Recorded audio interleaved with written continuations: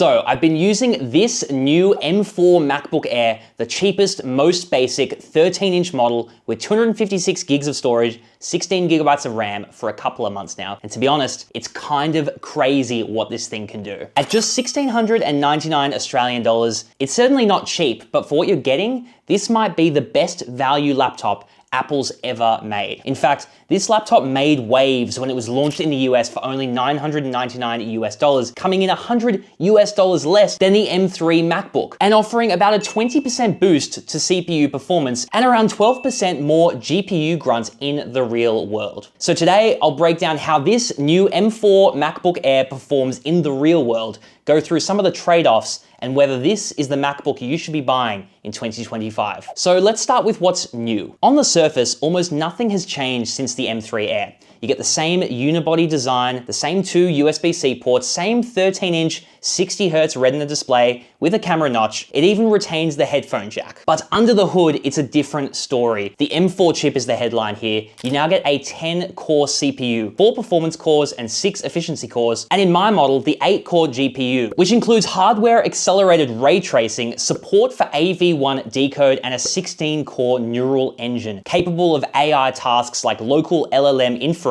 and fast image processing. Needless to say, it's pretty impressive. It certainly doesn't solve all of the problems of the M3 though. The lack of a fan means that under heavy sustained loads, this M4 chip still suffers from thermal throttling, though more on that later when we benchmark it. Other updates include a slightly larger 53.8 watt-hour battery, which is up from 52.6 watt-hours, a new 12 megapixel webcam with center stage that tracks you during video calls, and the big one, you now get support for 2 external 6K displays with the lid open. It also comes in this new sky blue color, which, yes, in most lighting actually looks basically silver, and that's not just because I'm colorblind. Now, speaking of how this thing looks, this is still one of the best looking and best built laptops you can buy, period. The aluminum chassis feels premium and well put together. The keyboard is fantastic. The trackpad is basically unmatched. You also get a really fast and reliable Touch ID sensor built into the power button. It's also crazy light, just 1.24 kilos, 1.13 centimeters thin as well. You barely notice it in your backpack. That makes it perfect for students, digital nomads, or anyone who's working from cafes or co-working spaces. I can tell you that in my line of work,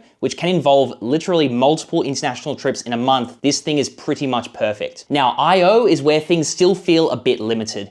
You do get 2 Thunderbolt 4 USB-C ports, MagSafe 3 charging, and a 3.5mm headphone jack with support for high impedance headphones. That's it. It is great that you can now plug in 2 external displays, but if you want to run a monitor, a mouse, and an SSD, you're going to need a dock. And if you're a photographer or videographer, no SD card slot, no HDMI, you'll miss that. One thing I do wish Apple would fix, still no ports on the right-hand side. Just a simple USB-C over there would go a really long way. Now, the M4 chip in this thing is ridiculous for a laptop with no fan. For normal use, i.e. browsing, video calling, notes, Slack, emails, maybe some light photo editing and file transfers, it's laughably fast. Zero stutter, zero lag. For heavier tasks like running multiple Docker containers, coding with multiple parallel builds, or even running local AI models, it actually holds up surprisingly well. And that's thanks in part to the 120 gigabyte per second memory bandwidth and unified memory architecture. In this case, 16 gigabytes total, which is now standard to help run Apple Intelligence, up from a lackluster 8 gigabytes of RAM on the previous base Air. It only really starts to throttle when you're hammering all 10 CPU cores and the 8-core GPU at once for extended periods, which, to be honest, most people aren't going to do on the daily. Now, for web development, I would actually prefer a little bit more screen real estate than what the 13-inch offers, as often you want your editor and browser on screen at the same time, though with an external monitor, that's easily solved. In Premiere Pro and DaVinci Resolve, I can edit and export a 40-minute 4K video in under 20 minutes, which is absolutely wild for a laptop this thin. Yes, performance dips slightly under a few minutes of sustained GPU load, but it still gets the job done quicker than you'd expect. Now, me personally, I upgraded from an M2 MacBook Air, and in comparison to that, this thing gets 36% better single core performance, and multi-core is even better at 46% more performance. Basically, this thing smokes my old M2 MacBook Air, which was already more than enough for even my video editing. Now, although GPU cores have remained the same since the base M2 MacBook Air, this new M4 is still pushing a 21% increase over the M2. Single core tasks, absolutely no issue. The chip stays cool and the Air can rotate cores when needed. Now, if you are rendering long videos daily or working on a massive code repository, I would say the 14-inch MacBook Pro with active cooling is still the better option for you.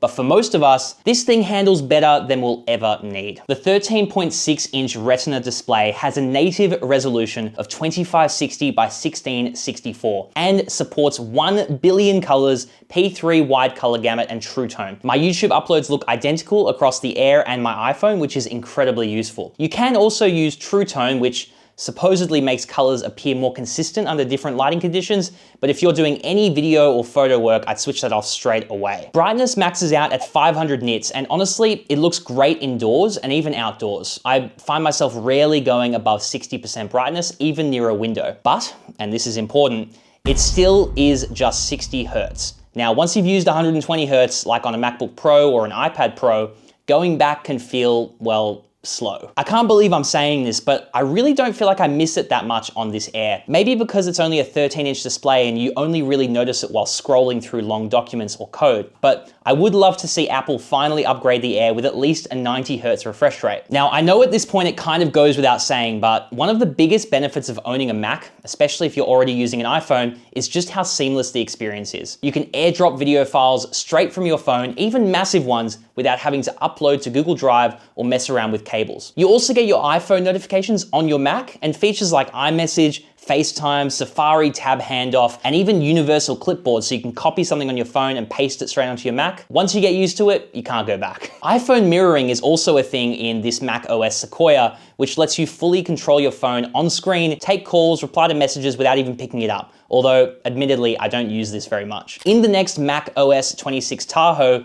we should expect some new, pretty sweet integrations and upgrades to things like Spotlight Search. But I won't harp on about the user interface. We'll save that for a full liquid glass update video. It's little stuff, but when it all works together, it's genuinely hard to switch from this to anything else. Okay guys, so final thoughts. In Australia, the M4 MacBook Air starts at $1699 for the 13-inch model with a 256 gig SSD, 16 gigabytes of RAM, which is exactly the spec I'm using here. Honestly guys, this is the sweet spot. 16 gigs of unified memory is enough to make multitasking smooth and future-proof this machine for at least a few years. Battery life is fantastic. Apple claims up to 18 hours of video playback, and I'd say I consistently get 7 to 9 hours of real-world heavy use, which includes all sorts: dev work, Zoom calls, video editing, you name it. And while it does come with just a 30-watt USB-C power adapter, you can actually fast charge it with a 70-watt adapter if you want that quick top-up on the go. Now, if you need more storage, I would highly recommend grabbing a fast external SSD. Apple's storage upgrades are steep. $300 just to double it to 512 gigs? Are you kidding me? You'll get much better value with something like a Samsung T7. Now, the 15-inch Air is tempting for the extra screen space, but you gotta remember, it's heavier and pricier. In fact, it starts to overlap with the 14-inch Pro territory, which does give you more ports, a better screen, and sustained performance. So, who is this laptop for? If you're a student, a content creator, someone who travels a lot, or just want a blazing fast, ultra portable laptop, this is it. The only reason to avoid it? You need more ports, a brighter or faster screen, or you plan on hammering the CPU all day, every day. But for 95% of users, the M4 MacBook Air is more than enough, and it might just be the best all-round laptop you can buy in 2025. But of course, let me know what you guys think down in the comments below. Have I got it all wrong about the MacBook Air? Let me know. And of course, make sure you like the video, subscribe for more tech reviews just like this. We got heaps coming out soon. Ciao for now.